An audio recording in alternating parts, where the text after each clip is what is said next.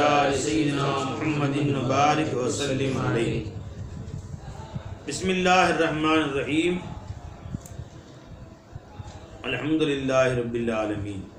وعن عبد الله بن عمرو رضي الله تعالى عنه قال قال رسول الله صلى الله عليه وسلم إن فقراء المهاجرين. நபிகள் நாயகம் ஸல்லல்லாஹு அலைஹி வஸல்லம் அவர்கள் சொன்னார்கள், முஹாஜிர்கள் இருந்தும் ஃபகீர்கள் ஏழ்மையான சஹாபாக்கள், யஸ்பிகூனல் அக்னியா, வசதி வாய்ந்த சஹாபாக்களை விட முந்தி விடுவார்கள். யௌமல் கியாமத்தி, கியாமத்து நாளிலே, இதில் ஜன்னத்தி, சுவனத்தின் பக்கம், பி அர்பஈன ஹரீஃபன், 40 வருடங்கள். அல் ஹரீஃப் பிமானல் ஆம், 40 வருடங்கள் முன்னாடி போயிடுவாங்க சொர்க்கத்துக்கு. யாரு? ஏழ்மையான முஹாஜிர்கள். யாரை விட? மற்ற சாதாரண பணக்காரர்கள் இல்லை, முஹாஜிர்கள்லேயே நல்ல பணக்காரர்களாக வாழ்ந்த முஹாஜிர் இருக்கிறாங்களே, அவர்களை விட 40 வருடங்கள் முன்னாடி இவர்கள் சுவனத்திற்கு சென்று விடுவார்கள் என்று நாயகம் ஸல்லல்லாஹு அலைஹி வஸல்லம் சொன்னார். அந்தஸ்துல ஹிஜ்ரத்தில் ஒன்றா இருக்கிறாங்க, ஜிஹாதில் ஒன்றா இருக்கிறாங்க, சுஹபத்தே ரசூலில் ஒன்றா இருக்கிறாங்க ஸல்லல்லாஹு அலைஹி வஸல்லம். மற்றபடி எல்லா நன்மைகள்லையும் தொழுகை வணக்க வழிபாடுகளில் ஒன்றா இருக்கிறாங்க. இவைகள் எல்லாம் ஒன்றா. ஆனால் இந்த ஏழைகள் ஏன் 40 வருஷம் முன்னாடி போகிறாங்க பணக்காரர்களை விட? கேள்வி வருது. ஒரு ஹதீஸில் வருது, நல்லா கவனிங்க. ஒரு ஹதீஸில் வருது, ஏழையான சஹாபாக்கள் நாயகம் ஸல்லல்லாஹு அலைஹி வஸல்லம் அவர்கள்ட்ட வந்தாங்க. யா ரசூலுல்லாஹ், நாங்களும் தொழுகிறோம், வசதியான சஹாபாக்களும் தொழுகிறாங்க, நாங்களும் நோன்பு வைக்கிறோம், அவங்களும் நோன்பு வைக்கிறாங்க, நாங்களும் ஜிஹாது செய்கிறோம், அவங்களும் ஜிஹாது செய்கிறோம், தஸ்பீ எல்லாம் நாம் என்னென்ன அவர்கள் செய்கிறாங்களோ நாங்களும் செய்கிறோம். ஆனால் எங்களை விட மேல் மிச்சமாக அவங்க சதக்கா செய்கிறாங்க, தர்மங்கள் நிறையா செய்கிறாங்க. அது நாங்கள் செய்ய முடியல, ஏன்னா வசதி இல்லை, பணம் காசுகள் இல்லை. அதனால் நாங்கள் சதக்கா செய்ய முடியல. நாங்கள் என்ன செய்கிறது? அந்த நன்மை எங்களுக்கு குறைந்து போகிறது. நன்மையில் குறைவுன்னு கேட்டாங்க. அவன் கோடீஸ்வரன்னா சொன்ன, அவன் காரில் போகிறான், நாங்கள் காரில் போகல. நமக்கு நாம் பணக்காரனை பற்றி பொறாமப்படுறோம், இதுக்காண்டி பொறாமப்படுறோம். நல்ல அமல் செய்கிறான்றக்காண்டி இல்லை. அவன் காரில் போகிறான், நம்ம காரில் போகல, ஓட்ட பஸ்ஸில் போகிறோம். ஆடிக்கிட்டே போகுது, அவன் ஆடி காரில் போகிறான், நம்ம ஆடிக்கிட்டே போகிற ஓட்ட பஸ்ஸில் போகிறோம். அப்படி ஃப்ளைட்டில் பறக்குறான். சுற்றுலா எங்கே போகிறோம்னு டார்ஜிலிங், ஆஸ்திரேலியா சுற்றுலா, இப்படி சுற்றுறான். நாம் அங்கேருந்து பக்கத்தில் உள்ள குவ நதி கூட சுற்றுலா போக முடியல. அவன் போய் தேம்ஸ் நதியில் குளிச்சாங்கிறான் லண்டனில் போய். நம்ம இங்கே உட்காந்து இங்கே மெட்ராஸ் போக முடியல நம்மளால். போய் நம்மலாம் வாழ்க்கையா அப்படி. இவன் பணக்காரனை பற்றி எதில் பொறாமப்படுறாங்க. அவர்கள் நல்ல அமல்களில் போட்டி போட்டு செய்யக்கூடியவர், காசு பணத்தில் போட்டி கிடையாது. தகாசுருன் ஃபில் அம்வாலி வல் அவுலாத், இந்த உலகம் என்பது காசு பணத்திலும் புள்ள குட்டிகளும் ஒருவருக்குள்ள போட்டி போட்டுக்கொள்வது. அப்படி அவங்க காசு பணத்தில் போட்டி போடல. அல்லாஹ் சொல்கிறான், இன்னமல் ஹயாத் துனியா லஐபுன் வ லஹ்வுன் வ ஸீனத்துன் வ தஃபாகுருன் வ தகாசுருன் ஃபில் அம்வாலி வல் அவுலாத். இவரை பார்த்து அவர் தகாசுனா ஒருவருக்கு ஒருவர் போட்டி போட்டு காசை ஏற்றுவது. இவருக்குள்ள காசு இவர் வயசுக்கு போதும், இவருக்கு வாழ்நாள்லாம் போதும், ஆனால் மனசு நிறைவடையாது. அவன் என்னை விட மேலே வந்துட்டான், அவனை விட நான் மேலே வரணும், அதுக்காக வேண்டி காசு சம்பாதிக்கும். இந்த அம்மா கட்டியிருக்கிற 1000 ரூபா சேலை நல்லா தான் இருக்குது, போதுமானது, கண்ணுக்கு நிறைவாக தான் இருக்குது, புருஷன் சந்தோஷமும் படுறாரு. அந்த அம்மா 4000 ரூபாய்க்கு சேலை வாங்கணும், மகன் அப்படியே கீழே போயிடு. இப்படி எவ்வளோம்மா இந்த சேலை? 1000 ரூபா. புருஷன் 1000 ரூபா, 1000 ரூபாய்க்கு எடுத்து கொடுத்தாரா அப்படின்னு ஒருத்தவங்க சொல்லிட்டாங்க. இவன் என் புருஷன் பாருங்க 500 ரூபாய்க்கு சேலை கொடுத்தாரு, உங்கள் புருஷன் 1000 ரூபாய்க்கு கொடுத்துறாரு. அப்போ தான் அந்த சேலை கட்டும் போது உள்ள மகிழ்ச்சியோ, அந்த புருஷன் அதை வந்து புகழ்ந்த போது உள்ள மகிழ்ச்சி வராது. இன்னொரு பெண்மணி அதை ஒப்பிட்டு என் புருஷன் 500 ரூபாய்க்கு எடுத்து கொடுத்தாரு, உன் புருஷன் 1000 ரூபாய்க்கு எடுத்து கொடுத்தாரு என்று சொல்லும் போது உள்ள மகிழ்ச்சி இருக்குது. இன்ப தேன் வந்து பாயுது காதில். அதுதான் உண்மையான மகிழ்ச்சியே ஒரு பெண்ணுக்கு. சொல்றாங்கல்ல, தன் மகனை சான்றோன் என கேட்ட தாய் ஈன்ற பொழுதிலும் பெரிதுவக்கும் தன் மகனை சான்றோன் என கேட்ட தாய். பெற்ற பொழுது குழந்தை பெற்றோர் இன்னும் மகிழ்ச்சி வருமோ? ஒரு ஆம்பளை பிள்ளை பெற்றெடுத்த ஒரு சந்தோஷம் வருது, பொம்பளை பிள்ளை பெற்றெடுத்த ஒரு சந்தோஷம் வருது ஒரு அம்மாவுக்கு. அதை விட 4 பேர் அந்த பிள்ளையை அவன் சான்றவன் மிகச்சிறந்தவன் என்று சொல்லும்போது வரக்கூடிய ஒரு சந்தோஷம் இருக்கு, அதுக்கு ஈடு இணை இல்லை அப்படின்னு வந்து ஒரு சொன்னார். அதே போன்று கட்டிய பொழுது பெற்ற சிறப்பினும் மகிழ்ச்சியினும் ஈன்ற பொழுதினும் பெரிதுவக்கும், கட்டிய பொழுதினும் பெரிதுவக்கும் தன் செயலியே பிறர் வஸ்தி என்று சொல்லும் பொழுது தெரிஞ்சுங்களா? ஆஹா, நாங்களாம் 500 ரூபாய்க்கு கட்டியிருக்கிறோம், என் புருஷன் இந்த பெருநாளுக்கு 500 ரூபாய்க்கு எடுத்து கொடுத்தாரு, 1000 ரூபாய்க்கா எடுத்து கொடுத்தாரு அப்படின்னு சொல்லும் போது ஒரு மகிழ்ச்சி வருமே. தன் மகனை சான்றோன் என கேட்ட தாய் அப்படிங்கிறது தன் சேலையை உயர்ந்தது என்று கேட்ட பெண். அந்த அளவுக்கு ஈன்ற பொழுதிலும் பெரிது வைக்கும், அவ்வளோ மகிழ்ச்சி. இதே இன்னொருத்துக்கு போகுது, என் தங்கச்சி ஒரு சேலை கட்டியிருக்கு, என்ன சேலை நல்லா இருக்கா, என் புருஷன் 4000 ரூபாய்க்கு எடுக்குது, முகம் அங்கனே தொங்கிடும். 4000 ரூபாயா? என் புருஷன் தான் இருக்கிறார் வெட்டி,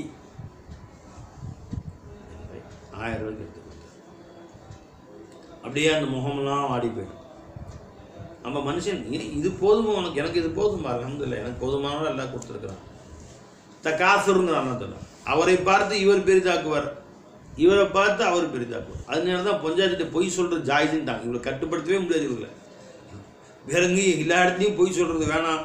ஒரு மூமினுக்கு வந்து பொய் வந்து நல்லதில்லை எவ்வளோ சொல்லியிருக்காங்க சொல்லலாம், பொஞ்சாதிட்ட பொய் சொல்லலாம், ஏன்னா மனசு திருப்தி அடைய முடியாது. அதனால் அங்கே போய் சேலை வாங்கிட்டு வர வழியில் லேபில் கிழிச்சது வீரா டெக்னிக்கெலாம் வச்சுக்க பை, சமயத்தில் உதவும் அவங்களுக்கும். என்ன செய்யணும், அங்கேருந்து வரும்போதே என்ன செய்யணும், லேபில் கிழிச்சிடணும், பில்லை காணாக்கிடணும், வழியில் கிழிச்சு போட்டுருணும். வந்துட்டு அடிச்சு விடணும். என்னது 350 ரூபா அப்படின்னு சொல்லக்கூடாது, படி 1350 ரூபா கையில் இருப்பான்னு வாங்கிட்டேன், உனக்காக வேண்டி வாங்கிட்டேன். 200 ரூபா காசு பத்தலை, அங்கங்கே ஃப்ரெண்ட்ஸுங்களை கடை வாங்கி கொடுத்து நினச்சிக்கலாம். அட்டகாசமாக இருந்துச்சு, கூட மனசு வர மாட்டேங்குச்சு. நினச்சிக்கலாம், இது எந்த கழுதையாக கட்டி பார்த்தரணும் அப்படின்னு எனக்கு வந்து சாரி உனக்கு கட்டி பார்க்கணும் அப்படின்னு எனக்கு வந்து உள்ளம் அப்படியே துடிச்சிச்சா.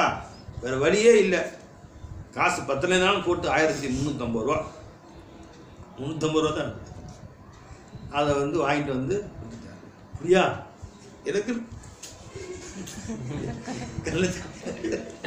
எனக்கு இன்னைக்கு வாங்கிங்களா அப்படின்ட்டு ஒரே சந்தோஷம் மகிழ்ச்சி அடைஞ்சிங்களா. ஆளுதான் 350 ரூபான்னு சொல்லி பாருங்க, அற்பமாக மதிப்பார்.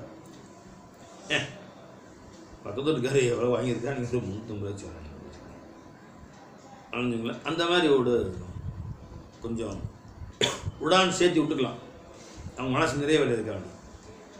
அடுத்தவரில் பார்த்து கம்பேர் பண்ணி தன்னை மேலே வரணும். அவன் வீட்டோட என் வீடு பெருசாக இருக்கணும், இவனுக்கு இருக்க வீட்டு இருக்கே பத்தாது, அவன் வீட்டே கூடாது. அவன் வியாபாரத்தோட என் வியாபாரம் பெருசாக இருக்கணும். உனக்கு தான் வியாபாரம் நடக்குதுப்பா, கல்ல 50 பேர் வேலை செய்கிறாங்க பத்தாதா, என் கல்ல 50 பேர் வேலை செய்கிறாங்க, இதுதான் உனக்கு ஆளுனாலும் உனக்கும் முஞ்சாது பிடிக்கும் போதுமே. அவன் கல்ல 200 பேர் வேலை செய்கிறான், அப்போ நான் அடுத்து கடை கட்டணும், அந்த கடையில் 500 பேர் வேலை செய்யணும். இந்த மாதிரி கடை கட்டணும். என்னைக்கு முடியும்? தகாசுருன் ஃபில் அம்வால், காசு பணங்களை ஒருவருக்கொரு போட்டி போட்டுக்கொண்டு அவரை பார்த்து இவர், இவரை பார்த்து அவர், இதுதான் துனியா அப்படின்னு சொல்றாங்க. இப்போ நாம எதில் போட்டி போடுறோம் போய்? பில் அம்வாலி வல் அவுலாத், காசு பணங்கள்லையும் பிள்ளை குட்டிகள், படைபலம். இன்னும் ஆதரவாளர் இவ்வளோ பேர், அவர் ஆதரவாளர் எத்தனை பேர், அவருக்கு எத்தனை பேர், இவருக்கு எத்தனை பேர், புரிஞ்சுங்களா? அவருக்கு ஃபாலோவர்ஸ் தெரிஞ்சுங்களா, லைக்ஸ் எத்தனை, அவருக்கு வந்து ஃபாலோவர்ஸ் 50 பேர், எனக்கு 500 பேர், நான் பெரிய ஆள். அவ்வளோதான் அந்த காலத்தில் புள்ளக்குட்டிங்க போட்டி போட்டு வைப்பாங்க. இப்போ அந்த யாரும் பெற்றுக்கிறது இல்லை புள்ளக்குட்டியில், அதுக்கு போல் ஃபாலோவர்ஸ் ஆகிட்டாங்க. உனக்கு 5 புள்ளியா, நான் 8 புள்ளை பார்க்குறேம்மா இல்லையா, உனக்கு 8 புள்ளியா, நான் 10 புள்ளை பார்க்குறேன். போட்டி போட்டு ஒருத்துக்கு 16 டஜன் கணக்கில். எத்தனை பிள்ளைங்கன்னு கேட்டால் இப்போ 1 2 1 டஜன் 2 டஜனாக சொல்லுவாங்க அந்த காலத்தில். அந்த மாதிரிலாம் அந்த காலத்தில் பெற்றாங்க. 2 டஜன் 3 டஜன் பிள்ளைங்க, 48 பிள்ளைங்களாம் பெற்றுருக்குறாங்க, 50 பிள்ளைங்களாம் பெற்றுருக்குறாங்க.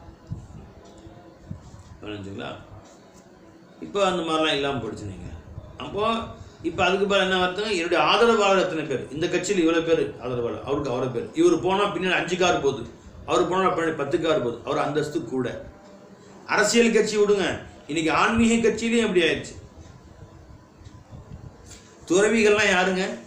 முற்றிலும் துறந்தவர்கள். அப்போ அந்த காலத்தில் எவ்வளோ துறந்துருக்காரு பாருங்க. ஈசா அலைஹிஸ்ஸலாம் போனாங்க, ஒரு சில லோட்டாவுன்னு கையில் இருந்துச்சான், வேறு எதுவும் அவங்க கையில் எதுவுமே இல்லை, போட்டிருக்க ட்ரெஸ்ஸை தவிர எதுவுமே இல்லை. இப்படி தான் ஊராக சஃபர் செஞ்சாங்க. எந்த அளவுக்கு அவர் தன்னை இழந்திருக்கிறார், எதுவுமே இல்லாமல் இருக்கிறார். அதை வைத்து அந்த காலத்து துறவிகள், இந்த காலத்து துறவிகள் சாதுக்களுக்கு எவ்வளோ பேர் அவருக்கு சொத்து மதிப்பு என்ன, அதை வச்சு அவருடைய மதிப்பு. இன்னைக்கு தான் இந்திய நாட்டுடைய துறவிகள் எல்லாம் ஒவ்வொரு துறவியும் கேட்டாருன்னா ஒவ்வொருத்தரும் பெரிய பெரிய கம்பெனி அதிபர்கள் மாதிரி இருப்பாங்க இருக்காங்க. அப்பா ஒவ்வொரு இயக்கங்கள் வச்சுருக்காங்க பாருங்க. இல்லை இங்கே கட்டிருக்காங்க பெரிய பெரிய பெரிய பெரிய கோட்டைகள், எல்லாம் பெரும் கோடீஸ்வரர்கள். அம்மா ஹரே ராமா ஹரே கிருஷ்ணா இயக்கம் சொத்து மதிப்பு 50,000 கோடி. அப்புறம் யார்? ராம் ரஹீம் சிங் ஜெயில் கிடக்கிறாப்புல, சொத்து மதிப்பு 5,000 கோடி, 10,000 ஏக்கரில் பெரிய பங்களா. தமிழ்நாட்டில் சங்கராச்சாரியார் எல்லாம் அவர்கள் யார்? துறவிகள். நீ சொத்து மதிப்பு எத்தனை? சங்கர மடம்னா ஒன்றும் இல்லைன்னு அர்த்தம். அதனால தான் அந்த காலத்தில் எதுவுமே நீ வைத்து கொள்ளக்கூடாது, காசு பணம். ஒரே ஒரு முண்டாஸ்தான், சட்டை கூட போடக்கூடாது. சங்கராச்சாரியாராக இருக்கக்கூடியவர்கள் சட்டை கூட போட்டுக்கொள்ளக்கூடாது. ஆனந்துங்களா? ஒரே ஒரு கோமணம் தான் கட்டிக்கணும், இடுப்பில் மட்டும் ஒரே ஒரு துணி கட்டிக்கணும் அப்படின்னு சொன்னான். இன்றைக்கி பல கோடிகளுக்கு அதிபதி. ஆன்மீகம் என்று அப்புறம் அந்த மாதா அமிர்தானந்த மையை கட்டியிருக்காங்க. நாகப்பட்டினத்தில் ஸ்கூல் கட்டியிருக்காங்க, இன்டர்நேஷ்னல் ஸ்கூல். இன்னைக்கு சொத்து மதிப்பு உலகமெல்லாம் பல கோடி. அப்புறம் சொல்லுங்க வரிசையா, ஸ்ரீ ஸ்ரீ ரவிசங்கர் ஆன்மீகவாதி, பல கோடிகளுக்கு அதிபதி. அப்போ என்னவாச்சு இன்னைக்கு உலகமெல்லாம் ஆண் துறவிகள் என்று சொன்னால் எத்தனை கோடிகளுக்கு மதிப்பு. அதை வச்சு தான் அவர் துறவி, பெரிய துறவி ஆயிடுறார். இது எப்படி வருது?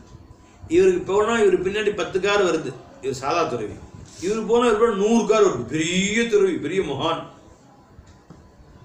இஸ்லாமிய இது நான் முஸ்லீம்ஸ் மட்டுமல்ல, முஸ்லீம்கள்லையும் எப்படி ஆயிடுச்சு இன்னைக்கு. அவர் பெரிய ஷேக். ஏன்னா அவர் போனால் அவங்க 500 பேர் பின்னாடி போகிறாங்க. அவர் பெரிய ஷேக், அவர் போனால் 10 கார், அவர் பெரிய காரில் தான் வர்றார். அவர் இவர் உயர்ந்த கார், அவர் பெரிய ஷேக். அவர் மாநாடு கூட்டினா அப்பாடி கடல் மாதிரி ஜனங்க வர்றாங்க.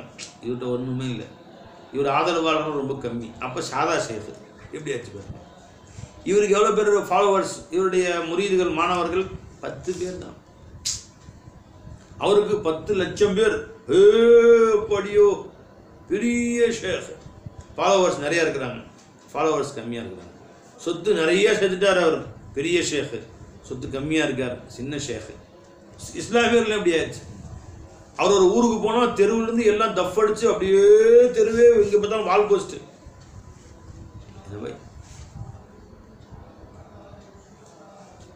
என்ன பை இங்கே பார்த்தாலும் வால் போஸ்ட், டிஜிட்டல் பேனர்லாம் வைக்கிறாங்க, படம் போட்டு. இன்னைக்கு எப்படி அரசியல் கட்சி முதலமைச்சர் வந்தால் வைக்கிற மாதிரி, ஷேக் அவர்கள் வருக வருக, ஆன்மீக தென்றலே வருக, ஆன்மீக புயலே வருக, தென்றலே வருக, புயலே வருக,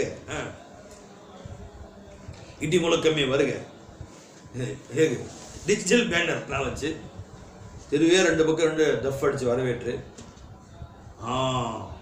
பயங்கர ஷேக். முந்தாண்டு ஒரு ஷேக் வந்தாருங்க, வந்ததும் தெரில போனதும் தெரில. வீட்டில் உட்காந்துருக்க 4 பேர் உட்காந்துருக்காங்க இவர் பின்னாடி. சாதா ஷேக்குங்க அவர். இவர் பெரிய ஷேக். எப்படி ஆச்சு பார்த்தீங்களா? நாமெல்லாம் நல்லா கடைசி வரைக்கும் சாதா ஷேக்காக வைப்போம். எனவே அவர் பெரிய ஷேக்கு, இவர் சாதா ஷேக். எப்படி ஆச்சு? வா வா வா வா வா. இஸ்லாத்துலேயும் இந்த மாதிரி தகாசுரும், ஒருவரை பார்த்து ஒருவர் போட்டி போட்டு. அப்போ இதுக்கு பேர துறவி. அவர் தஹஜ்ஜத் தொழுகிறார், இவர் தொழுவதில்லை. அவர் துஹா தொழுகிறார், தொழுகிறதில்லை. நஃபில் நோன்பு வைக்கிறார், வைக்கிறதில்லை. நவாஃபிலை கொண்டு குர்பன் நவாஃபிலை கொண்டு அல்லாஹ் நெருங்குகிறார், நெருங்குவதில்லை. அவை அதை வரையில் இன்னைக்கு இல்லை. லா இலாஹ இல்லல்லாஹ் விளக்கம் சொல்கிறார், இவர் சொல்கிறது இல்லை. இப்போ கலிமாவுடைய விளக்கங்களை வைத்தும் அவரவருடைய தனிப்பட்ட தக்வாவை வச்சு ஒரு உயர்வு கருதிய காலமெல்லாம் போய் எப்படி மதிச்சாங்க அந்த காலத்தில்? தக்வாவில் தீனில் எப்படி போட்டி பண்ணணும் அப்படிலாம் போட்டி போட்டாங்க சஹாபாக்கள். இப்போ ஒரு ஷேக் கம்பேர் நடக்குது இன்றைக்கி. எப்படி நடக்குதுங்க? இன்னைக்கு பேசிக்கிறாங்க. எவ்வளோ பேர் அவருடைய பின்பற்றாங்க. சரி, அப்படி பின்பற்றக்கூடியவர் நிறையா உண்டாகணுமே அப்படிங்கிறதுக்காக வேண்டி அதுக்காக வேண்டி மாநாடுகள், மீட்டிங்கள், இல்லை அரசியல் கட்சி மாரி ஆக்கி பெரிய பெரிய மாநாடுகள் நடத்தி அதுக்காக வேண்டி என்னென்ன செய்ய ஃபாலோவர்ஸ் அதிகமாக்க முடியுமோ ஏலம் விட்டு பேனர்லாம் விட்டு இங்கே நல்ல முறையில் முறிது கொடுக்கப்படும், அங்கே ஆன்மீக பாடங்கள் அனைத்தும் சொல்லித்தரப்படும். பேனர் போட்டி ஒரு இடத்தும் பள்ளிவாசல்ல இங்கே கல்வி திக்கர், ரூஹி திக்கர், ரகசிய ஞானங்கள் அனைத்தும் நல்ல முறையில் போதிக்கப்படும், அனைவரும் தொடர்பு கொள்ளவும். பேனர் ஒரு போஸ்ட்டில் ஒட்டி ஒரு பேப்பர் ஒட்டியிருக்குங்க ஒரு ஊரில். பள்ளிவாசல் ஒட்டிச்சிருக்காங்க. ஆன்மீக குரு அனுபவம் அன்பு ஒட்டி இறந்த போய் ஆக கடை சரக்க மாதிரி ஆக்கி அப்போ தான் ஃபாலோவர்ஸ் அதிகமாக்க முடியும். அரே கும் ஹோஜானேக்கா நாமே தரியக்கத்து. தன்னை இல்லாமல் ஆக்கி இழந்து போவதற்கு பேர் தான் போய் தரியக்கத்து. தன்னை காணாக்கிறதுக்கு பேரும் தரியக்கத்து. பப்ளிசிட்டிக்கு பேர் தரியக்கத்து. ஹுது நுமாயி ஹுது பீனி, தன்னை காண்பதும் தன்னை பிரஸ்தாபிப்பதும். ஹுது சதாயி, சதாயிஷ்னா தன்னை அலங்கரித்து காட்டுவதும், தன்னை பிறருக்கு பப்ளிஷிங் பண்ணுவதும், தன் திறமைகளை காட்டுவதற்கு பேரா தரியக்கத்து. அதுக்கு பேரா தரியக்கத்து. தரியக்கத்து என்றால் என்னவை? தன்னை மறைத்துக் கொள்வதும், தன்னை இல்லாமல் ஆக்குவதும், தன்னை காணாக்கிக் கொள்வதுக்கு பேர தரியக்கத்து. நிலத்தில் மறைந்து கொண்டார்கள், மண்ணுக்குள் புதைந்து கொண்டார்கள் விதையை போல. அல்லாஹ் விளைய வச்சான். அவுசல் ஆதம் மறைந்து கொண்டார்கள், அஜிமி நாயகம் மறைந்து கொண்டார்கள், பரிது நாயகம் மறைந்து கொண்டார்கள், மஹபூபில்லாஹி மறைந்து கொண்டார்கள். அல்லாஹ் அவர்களை கொண்டு ஒரு வேலை வாங்க வேண்டும் என்று நாடிய பொழுது வலுக்கட்டாமல் இழுத்து கொண்டு வந்தான். கௌசநாயகம் 50 வருஷம் காட்டுக்குள்ள 52 வயசு வரைக்கும் காட்டில் உட்காந்துட்டாங்க. யாருக்குமே தெரியாது. அப்படியே அல்லாட்ட போய் சேர்ந்து மூத்தா போயிட்டான். 52வது வயசு காட்டில் அப்படியே மூத்தா போய் அங்கேயே ஒரு காட்டில் மூளை அடக்கம் பண்ணான்னு வச்சுக்கலாம். இன்ன வரைக்கும் யாருக்குமே தெரியாது. அந்தஸ்து குறையாது, அதே அந்தஸ்து தான். இன்னும் அவங்க அல்லாஹ் பற்றி 4 பேருக்கு சொல்லி ஃபாலோவர்ஸ் அதிகமானால் தான் அந்தஸ்து கூடவா? இல்லவே இல்லை. என்னவே எத்தனையோ அன்பியாக்கள், உலுல் அஸ்முகளான அன்பியாக்கள், அவங்க ஃபாலோவர்ஸ் கம்மி. சில பேருக்கு ஃபாலோவர்ஸ் கூட. என்னவே பெரிய பெரிய அன்பியாக்களாக இருந்தாங்க, அபிமார்கள், பின்பற்றக்கூடியவர்கள் கம்மியாக தான் இருந்தாங்க. அதனால் அந்தஸ்து குறைவெல்லாம் இல்லை அவங்களுக்கு. பின்பற்றக்கூடியவருடைய எண்ணிக்கையை வைத்து அல்ல அவருடைய அந்தஸ்து அல்லா இடத்துல எப்பயுமே.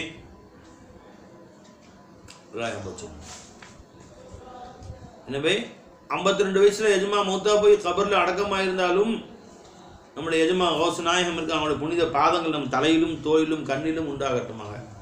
எஜமாவுடைய அந்தஸ்து என்னவோ அந்தஸ்து தான். ஆனால் நாமெல்லாம் பிச்சைக்காரனா போயிருப்போம், தந்தை இல்லாத பிள்ளையாக ஆயிருப்போம்.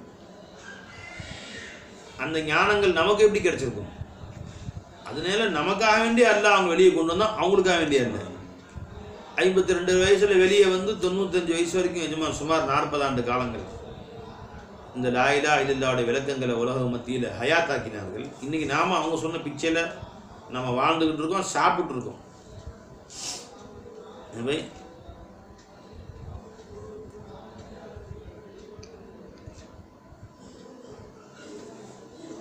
दामन का सहारा लेकर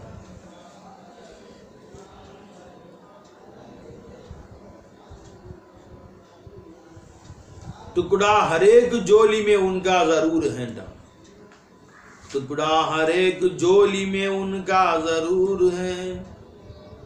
கௌசநாயகத்துடைய அந்த அருள் பிச்சை எல்லாரோட ஜோப்லையும் இருக்கு, யாரும் தப்பிக்கல. எல்லாருக்கும் அவங்க பிச்சை வந்து சேர்ந்துருக்கு. இன்னைக்கு யாரெல்லாம் உலகத்தில் ஆன்மீகவாதி என்று தன்னை சொல்லிக் கொள்கிறார்களோ, அவள் சிஸ்தியாவாக இருக்கட்டும், காதிரியா, சிஸ்தியா, நிக்ஷபந்தியா, சுஹரவர்தியா, யாராக இருக்கட்டும், எல்லாரும் ஃபைசான் எங்கேருந்து வந்திருக்கு? அங்கேருந்து. எப்படி ஃபிக்ஹை பயன்படுத்தக்கூடிய எல்லோருடைய ஜோப்பிலையும் அபு ஹனீஃபா ரஹ்மத்துல்லாஹி பிச்சை இருக்குது கொஞ்சம். நீ ஷாஃபியா இருக்கட்டும், அம்பலியா இருக்கட்டும், மாலிகியா இருக்கட்டும். எனவே ஹனஃபி இமாமுடைய பிச்சையில் தான் ஷாஃபி இமாம் அங்கே தான் எடுத்தாங்க. கேள்வி எல்லாம் அவங்களுக்கு பதில் தான். கருத்து வேறுபாடுகள் ஃபிக்ஹை உண்டாக்குறது எஜமான் தான். ஷாஃபி இமாமுடைய மாணவர்கள் அம்பலி இமாம். புரிஞ்சுங்களா? அப்போ அந்த மாதிரி எஜமானுடைய அந்த துக்குடா, அவங்களுடைய ஃபைசான், அவர்களுடைய அந்த பிச்சை சொல்ல போனால் எப்படி எல்லாருடைய ஜோப்லையும் இருக்கோ, ஃபக்கீஹா இருக்கக்கூடிய எல்லாருடைய ஜோப்லையும் இருக்கோ, அது மாதிரி ஆன்மீக தரீகத்தில் இருக்கக்கூடிய எல்லாருடைய ஜோப்லையும் கௌசுநாயத்துடைய பிச்சை கொஞ்சம் இருக்கு. துக்குடா ஹரேக் ஜோலி மே உன்கா ஜரூர் ஹை, தாமன் பி கைசா சீஸ் ஹை பீரானே பீர் கா. பீரானே பீருடைய தாமன் என்ன மாதிரி பிரதேசம், என்ன எப்படி அவங்க தாமனுடைய சஹாரா நம்மளுக்கு கிடைச்சி போச்சு அப்படின்ட்டா.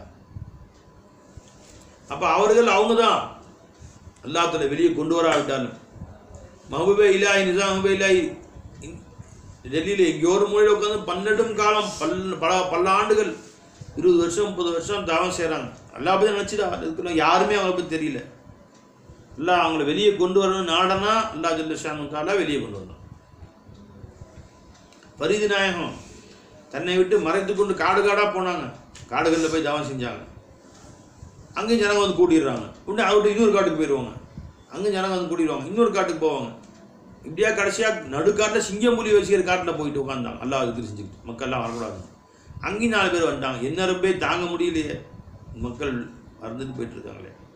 நாம் இன்னைக்கு யாரும் வரமாட்டோம் காலத்தை வச்சு காத்துட்டு உட்காந்துருக்கோம். அலௌன்ஸ்மெண்ட், ஹலோ அன்பார்ந்த பெரியவர்களே எல்லாரும் வாங்க.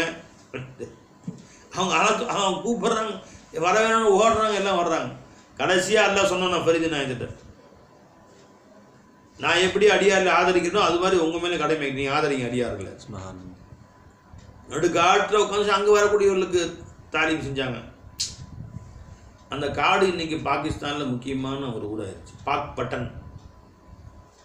பட்டன் ஃபரீது நாயகத்தை அடங்கியது நடுக்காடு. முல்தானில் உள்ள நடுக்காடு. முல்தான் சொன்ன கேள்விப்பட்டிருக்கேன், சரியான தகவலாக தெரியல. அந்த காட்டில் அவர்கள் போய் இருந்த இடம் என்னவாயிடுச்சு, பாக் பட்டன், பரிசுத்தமான ஊர் என்றால் அந்த காடை அழிச்சு நாடா கொஞ்சமாக விரிவாய் நாடாயிருச்சு. இப்போ நாகப்பட்டினம் என்ன, அதுவும் காடு தான். வெறும் நாகப்பழம் விளைந்த மரங்கள் நிறைந்த காடு. ஜன நடமாட்டமே ரொம்ப கம்மி. அந்த இடத்துல நாகூர்னு ஒதுக்கி கொடுத்துட்டாங்க. ஒரு 300 ஏக்கரை ஒதுக்கி அரசர் இதை வச்சுக்கங்கன்னு கொடுத்துட்டாங்க நாகூர் எஜமானுக்கு. இன்றைக்கி அங்கே போய் அவங்க சின்ன ஒரு பனை ஓலை குடிசை கூட சொந்த குடிசை கிடையாது. 4 கீத்து போட்டு குடிசைக்கு பஞ்சி தாக்கி தொந்துட்டு வந்தாங்க. இன்றைக்கி 4 மினாராக்கள் அப்படியே பிரம்மாண்டமான ஒரு சிட்டி ஆயிடுச்சு. இன்னைக்கு ஆயிரக்கணக்கான வீடுகள் சிட்டி ஆயிடுச்சு. அது மாதிரி காடாக இருந்து கூட ஆயிடுச்சு. பாக் பட்டன் ஆயிடுச்சு. அந்த ஊரை வச்சு தான் இந்தியாவிலிருந்து தனியாக பிரிந்து இந்த பகுதிகளெல்லாம் பிரிக்க வேணும்னா அந்த பகுதி எங்களுக்கு வேணும்னு கேட்டு வாங்கிட்டாங்க. எஜமா ஃபரீது நாயகம் இருந்த ஊர். அவள் நாட்டுக்கு என்ன பேர் வைக்கலாம், எஜமா ஊரை வச்சே பாகிஸ்தான்னு பேர் வச்சுட்டாங்க. பரிசுத்தமான இடம் அப்படின்னு அர்த்தம். இது பாக்கு பட்டணம், அது பாகிஸ்தான். பாக்குனா சுத்தமான சுத்தமான இடம் அப்படின்னு சொல்லி பாகிஸ்தான் பேர் வச்சுட்டாங்க. அது போய் அந்த மாதிரி ஃபரீது நாயகத்துடைய ஊர் அது பாகிஸ்தான். நிஸாமுபே இலாஹி தன்னை மறைத்துக் கொண்டார்கள். நசீருன் சிராகுதாலி தன்னை மறைத்துக் கொண்டார்கள். அலாவுதீன் கல்லரி சாபிரி தன்னை மறைத்துக் கொண்டார்கள். எல்லாருமே தன்னை மறைச்சு தான் வாழ்ந்தாங்க. அல்லாஹ் தஆலா அவர்களை வெளியே கொண்டு வர வேண்டும் என்ற நாடினான். அஃபமை எம்ஷி இன்னொரு தடவை யஜஅலுல்லாஹு லஹு நூரன் யம்ஷி பிஹி ஃபின்னாஸ். அல்லாஹ் தான் நாடியவர்களுக்கு சில நூறுகளை உண்டாக்குவான். அதை கொண்டு மக்களுக்கு மத்தியில் அவர்கள் செல்லுவார்கள். அல்லாஹ் அவனை கூட்டிட்டு போவான்.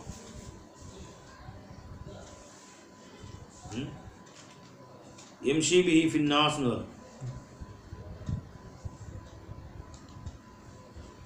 சொல்லுங்க. அவமன் கான மைத்தன் ஃபஹ்யைனாஹு வஜஅல்னா லஹு நூரன் யம்ஷி பிஹி ஃபின்னாஸி. மையித்தாக கிடந்தான் அவன், யாருக்கும் தெரியாமல் ஃபஹீனாவு அவருக்கு பதில் இறை ஞானங்களை கொடுத்து ஹயாத்தாக்கினோம். வஜஅல்னா லஹு நூரன் அவருக்கு இறை ஞானம் எனும் ஒரு நூரை கொடுத்தோம். அவர் கல்பில் மாரிஃபாவுடைய நூரை கொடுத்தோம். எம்ஷி பிஹி ஃபின்னாஸ் நாம கொண்டு போவோம் அவரை, அதை கொண்டு மக்களுக்கு மத்தியில் அவர் செல்லுவார். இது ஒரு அர்த்தம். இந்த ஆயத்துக்கு ஒரு ஆயத்துக்கு பல அர்த்தங்கள், இது ஒரு அர்த்தம். அப்போ அல்லாஹ்வுத்தாலா கல்பில் ஒரு நூரை உண்டாக்கி அதை வெளியே கொண்டு போய் அல்லாஹ்வுத்தாலா அந்த நூறுக்கு வெளியே கொண்டு போகிறான். எதுக்காக வேண்டி? அந்த நூறுக்கு பிரயோஜனத்துக்காக வேண்டி இல்லை, அந்த நூரை கொண்டு பல பேர் நேர்வழியில் வரட்டுங்கிறதுக்காக. அவர் எல்லாம் கலங்காய் விளக்கமாக்கிறான் அல்லாஹ்வுத்தாலா. பேட்டரி வெளியே கொண்டு போகிறோம், பேட்டரி வெளியே பிரயோஜனத்துக்காக வேண்டியா? வீட்டில் கடந்த பேட்டரி எடுத்து தெருவாக கொண்டு போகிறான். இந்த பேட்டரியுடைய சிறப்பு என்னவென்று இந்த ஊர் மக்கள் தெரிந்து கொள்ள வேண்டுமே என்பதற்காக தெருவாக அந்த இரவிலே பேட்டரி எடுத்துக்கொண்டு சுற்றினார்கள். அப்படியா? எதுக்கு சுற்றுறாங்க? அந்த பேட்டரியை கொண்டு மக்கள் நேர்வழி பெற்றுக்கொள்ள வேண்டும். அந்த வெளிச்சத்தை கொண்டு மக்கள் எது ஹக்கு எது பாத்தில் என்று அறிந்து கொள்ள வேண்டும் என்பதற்காக எடுத்துகிட்டு போகிறாங்க. வெளிய பேட்டரிக்கு பிரயோஜனம், அந்த லைட்டுக்கு பிரயோஜனத்துக்காண்டி அல்ல. அதே மாதிரி அல்லாஹ்வுத்தாலா ஒரு நூரை உண்டாக்கிடுவான், அந்த நூரை மக்களுக்கு மத்தியில் கொண்டு போவான். அந்த நூரை வச்சு மக்கள் ஒளி பெற்றுக்கொள்வதற்காக அதுக்கு தானே தவிர நினைஞ்சுங்களா அந்த நூறுக்கு அந்த பிரயோஜனத்துக்கு அளிப்பதற்காக வேண்டிய இல்லை. அது நூறு அவுலியாக்கள்லாம் யாரு மக்கள்கிட்ட தன்னை காட்டிக்கொள்வதை விட எஜமானோடு கலந்துரையாடுவதில் தான் இன்பம் கொள்வார்கள் உண்மை நேசர்கள். எப்பவுமே பப்ளிசிட்டி இல்லை, தனிமை தான் அவங்களுக்கு பிரியம். தனிமை பிரியமா? தனிமைக்கு பேர் கல்வத். மக்களுக்கு மத்தியில் இருப்பதுக்கு பேர் என்ன? ஜல்வத்துன்னு சொல்லுவாங்க. ஜல்வத் தஜல்லி, இது தஹல்லி. தஹல்லி ஜல்வத்து ஹல்வத்துன்னு சொல்லுவாங்க. ஜல்வத்துனா என்ன பை? எல்லாரும் மத்தியிலும் தன்னை காட்டிக்கொள்வது. ஹல்வத்துனா என்ன பை? தனிமையில் ஒதுங்கி இருப்பது. ஹல்வத்து பிரியுமா ஜல்வத்து பிரியுமா? தன் நேசரோடு ஹல்வத் தான் அவங்களுக்கு பிரியும். ஜல்வத்தில் எல்லாம் கொண்டு வந்து காட்டுவான் மக்களுக்கு பிரயோஜனத்துக்காக.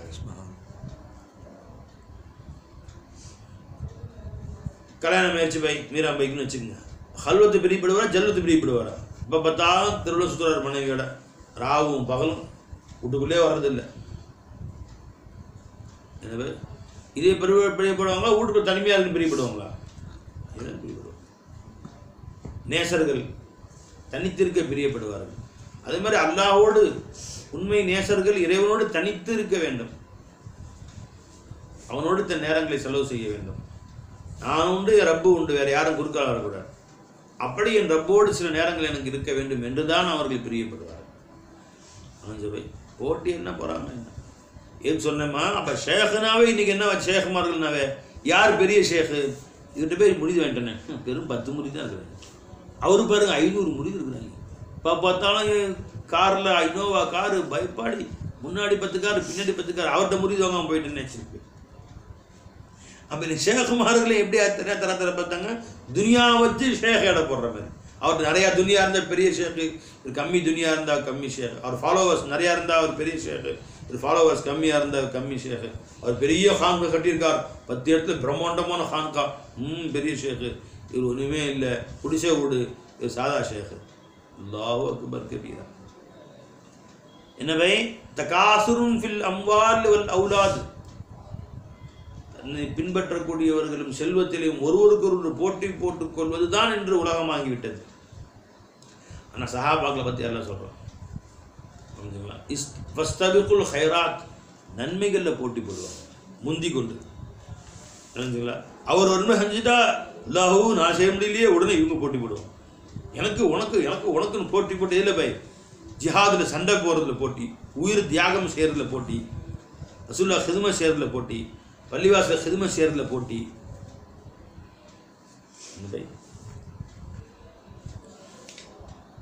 சாப்பாட்டு தட்டின் பக்கம் அழைக்கப்பட்டது போன்று அவர்கள் ஜிஹாதுக்கு பாய்ந்து ஓடி போகிறாங்க. முகைரத் இப்னு சாத் பின் அபி வக்காஸ் அவங்க தம்பி உமைர் இப்னு அபி வக்காஸ் 16 வயசு பத்ர் போரில் சொல்ல, சின்ன வயசுலாம் வரக்கூடாது போங்கப்பா அப்படின்ட்டாங்க. தேம்பி தேம்பி தேம்பி தேம்பி அழுகுறாங்க. ரசூலுல்லாஹ் போருக்கு வர வேண்டாம். அப்படின்னு அழுகுறான். யாரு? உமைர் இப்னு அபி வக்காஸ் ரலியல்லாஹு தஆலா. சாத் பின் அபி வக்காஸ் ரலியல்லாஹு தம்பி. சாத் பின் அபி வக்காஸ் இல்லை போல கலந்துக்கிறாங்க. இவன் கலந்துக்க முடியலையேன்னு அழுகுறாங்க. அழுகையை பார்த்து இறக்கப்பட்டு சொல்லலாம், சரி போமா சொல்லுறாங்க. அவங்க அழுகையை பார்த்து இறக்கப்பட்டு சரி பாப்பா அப்படின்னு கருணையே உருவான பெருமானா வாங்கமான்னு கூட்டிட்டு போயிட்டான். எனக்கு மட்டும் ஷஹீதா கூட பாக்கியம் இல்லையா? எல்லாரும் நிறைய பேர் ஷஹீதாவாங்க, எனக்கு அந்த பாக்கியம் கிடைக்காதான் அழுகுறாரு. நீ சொல்லி அழுகுறாரு, நான் ஷஹீத் ஆக மாட்டியாதா அப்படின்னு. எத்தனை வயசு? வாழ வேண்டிய வயசு நீ சொல்லுவீங்க. 16 வயசுங்க. வாழ்கிற வயசில் போயிட்டாருன்னு சொல்கிறான் இன்னைக்கு. எனக்கு ஷஹீதா கூட பாக்கியம் இல்லையா? அவங்களாம் மட்டும் நிறைய பேர் ஷஹீதாவாங்களே போருக்கு போனா அப்படின்னு. அவரை அழுகையோ சரி வாப்பான்னு கூட்டி போயிட்டாங்க. ஷஹீத் ஆகிட்டாங்க. போல பத்ரில் ஷஹீதான 13 பேரில் அவங்க ஒருத்தவங்க. 16 வயசுங்க. உமைர் பின் அபி வக்காஸ் ரலியல்லாஹு தஆலா. உஹது போர்னு நினைக்கிறேன். ஒரு சஹாபி பெருமானார் ஸல்லல்லாஹு அலைஹி வஸல்லம் ஒரு வாத்தியா இருப்பாங்க. சின்ன வயசு தான், 2 பேர் ஒரு வயசு தான். 15 வயசு 16 வயசா வளர்த்து நல்ல வாட்டசனம் நல்ல திறமையான வந்து பெருமானார் சொல்லணும். சரி வாங்க போருக்கு கூட்டிக்கிட்டான். இன்னொருத்தர் என்ன, நீ சின்ன வயசு வேணாப்பா, நானும் வரும் ஒரு வயசு தான், சின்ன இருக்கப்பா, எனக்கு அவன் சண்டை வாங்கி நானும் ஜெயிப்பேன், அவரை மட்டும் கூட்டிக்கிட்டீங்களே எதுக்கு? நம்ம அந்த அந்த முட்டாய் எனக்கு தான் வேணும். அவன் சண்டை நம்ம ஏன்னா அவன் கூட 5 இட்லி சின்ன இட்லியாக கொடுத்தீங்க, பெரிய பெரிய இட்லியாக, எனக்கு சின்ன இட்லியாக இருக்குது. வண்டரில் சண்டை போகிறாரு. பெரிய பெரிய இட்லியாக பொறுக்கி வச்சுக்கிட்டார், எனக்கு சின்ன இட்லியாக இருக்குது. சாம்பார் 3 கரண்டி ஊற்றுனார் அவருக்கு, எனக்கு 2 கரண்டி தான் ஊற்றுறாரு. என்ன அது நம்ம சண்டை? அவங்க வந்து என்ன மட்டும் ஜிஹாது கூட்டி போக மாட்டேறீங்க என்ன அப்படின்னு 2 பேரும் சண்டை வச்சு போகிறாங்க. நான் ஜெயிச்சு சண்டை போடணும். மல்யுத்தம் கட்டி பொருள் சண்டை போட்டு அவரை கீழே தள்ளி இவர் மேலே உட்காந்துட்டார். பரவாயில்லையே சார் 2 பேர் வாங்க. ஐயா ஐயா ஐயா எதுக்கு போட்டி போடுறாங்க பாருங்க. இஸ்திபாக்குல் ஹைராத், நன்மைகளில் போட்டி போட்டார். ஃபஸ்தபிக்குல் ஹைராத். எனவே நம்ம சாப்பாட்டில் திங்கிறதுல போட்டி போடுறதுல, நம்ம கல்யாண வீட்டில் இல்லை 2000 பேர் சோறாக்குறதுக்கு எல்லாருக்கும் சாப்பாடு இருக்குது. ஆனால் ஓடுறாங்க பாருங்க, முதல் தட்டி பிடிக்கிறதுக்கு, இடம் பிடிக்கிறதுக்கு. தலால் தட்டி விட்டு அவன் சப்பலை பண்ணுறவன் நிற்கிறான், அவனை கீழே தள்ளி விட்டு சாப்பாடு கீழே தள்ளிட்டு ஓடுறாங்க இடம் பிடிக்கிறதுக்கு. அது சில பேர் இப்போ இடம் பிடிச்சி இவன் உட்காந்துட்டு இந்த பக்கம் இலையை இந்த கை வச்சுக்கிறான். சார் ஆள் வர்றாங்க சார், நவருங்க ஆள் வர நவரு உட்கார முடியாது சார். வந்தால் இங்கே உட்கார முடியாது. நம்ம சீட்டு சேர் பிடிக்கிறதுக்கு.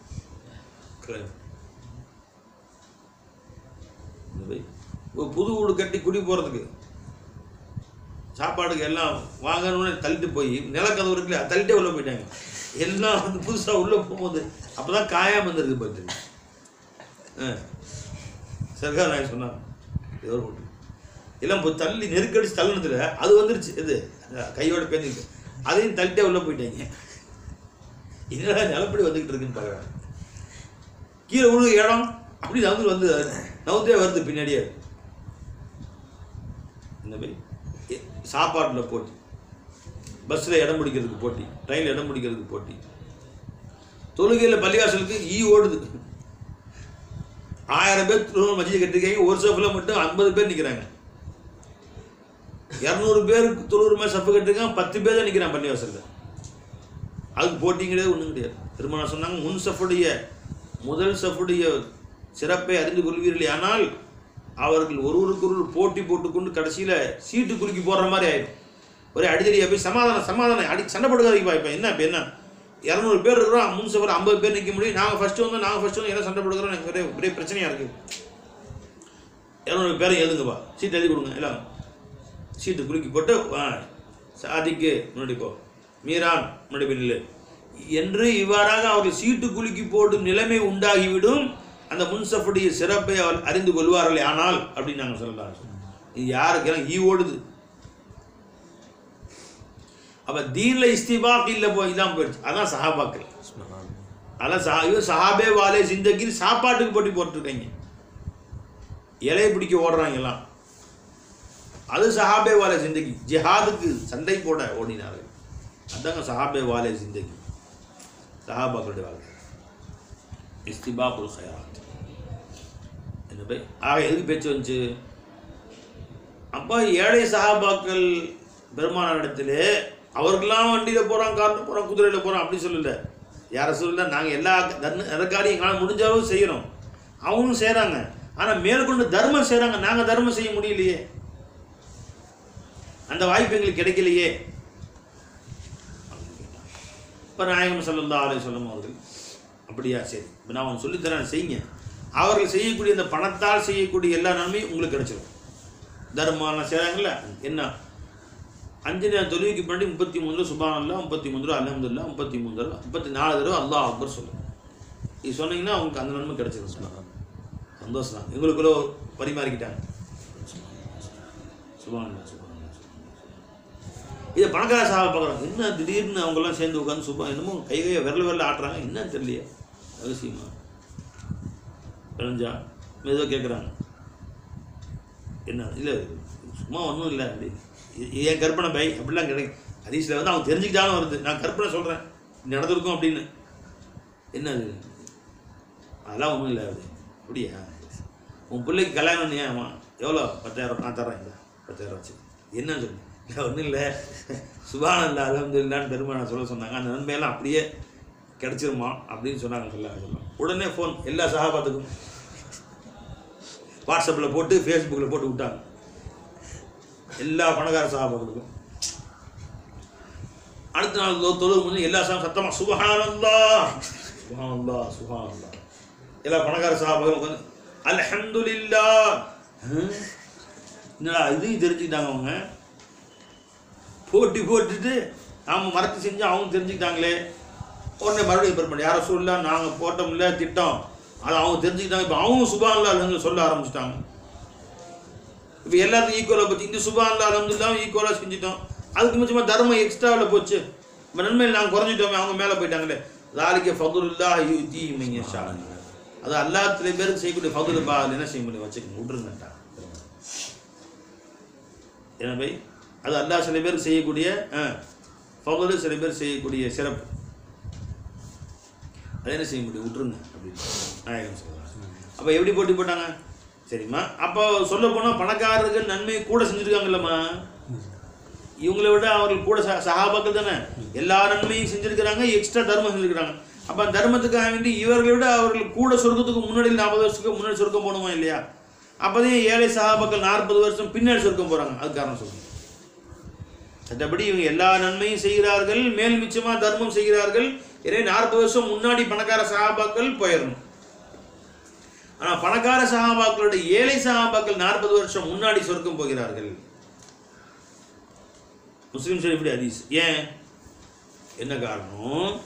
நன்மைகள் 40 வருஷம் இவங்க உதாரணமாக 50 வருஷம் துன்யாவில் வாழ்ந்தாங்க, எல்லா அமலும் ஈக்குவல், தொழுகை, நோன்பு, ஜக்காத், ஹஜ், ஸலவாத், தஸ்பீஹ், திக்ர், ஃபிக்ர் எல்லாம் ஈக்குவல். மேல் மிச்சமாக அவர்கள் தர்மங்கள் செஞ்சிருக்கிறாங்க, அந்த தர்மம் கூட இருக்கு, வசதி வாய்ப்பாக இருந்து. ஆனால் இந்த 50 வருஷம் துன்யாவில் இவங்க வாழ்ந்தாங்களே ஏழை சஹாபாக்கள், இவங்க பசி பட்னியாக கிடந்து சபர் செஞ்சாங்கல்ல ஒவ்வொரு நாளும், அந்த நன்மையோட பெருசாக போயிடும். இவர்கள் எவ்வளோ காலம் பொறுமையாக இருந்திருப்பாங்க, எத்தனை சிரமங்களுக்கு ஆளாயிருப்பாங்க. இந்த ஏழ்மை வந்து மனுஷனை என்னவெல்லாம் மனுஷனை வருத்தப்பட வைக்கிது. காலை எந்திரிச்சா டீ குடிக்க கையில் காசு இல்லை, ட்ரெஸ் எடுத்து போடுறாங்க கிழிஞ்சிருக்கு, பார்க்குறாங்க கண்ணீர் வருது, சரி பரவாயில்ல. காலில் போட்டால் செருப்பு கிடையாது, பிஞ்சு செருப்பு அதுவும் கிடையாது, வெறுங்காலம் நடக்கிறாங்க. ஒரு போருக்கு சஹாபாக்கள் போகிறாங்க, போடுறதுக்கு செருப்பே இல்லை, வெறுங்காலே மணல் நடந்து காலெலாம் வீங்கி போச்சு, புண்ணாகி போச்சு. உடனே அங்கேருந்து கீழே கிடந்த பழைய துணி எடுத்து காலில் கட்டிக்கிட்டாங்க ஒருத்தரும். ஆனால் அசுவத்து ஜாத்து ரிகான்னே பேர், காலில் கட்டு போட்ட போருன்னே போர். ஒரு அழகான செருப்பு இல்லை அவங்களுக்கு, ஒரு ஷூ இல்லை, பூட்ஸ் இல்லை. என்னவா? அப்போ அந்த பொறுமை கொண்டார்களே அதனுடைய கூலி இன்னமா யுவஃப சாபிரூன அஜ்ரஹும் பிகைரி ஹிசாப். சாபிரீன்களுடைய கூலி அளவே இல்லாத கூலின்றாங்க. அவர்கள் செய்த தான தர்மங்களுக்குரிய கூலி பெற்றுக்கொண்டார்கள், அதெல்லாம் ஹிசாபு. ஆனால் சாபிரீன்களுக்குரிய கூலி பிகைரி ஹிசாப் அல்லாஹ் கொடுக்குறான், அளவே இல்லாத கூலி.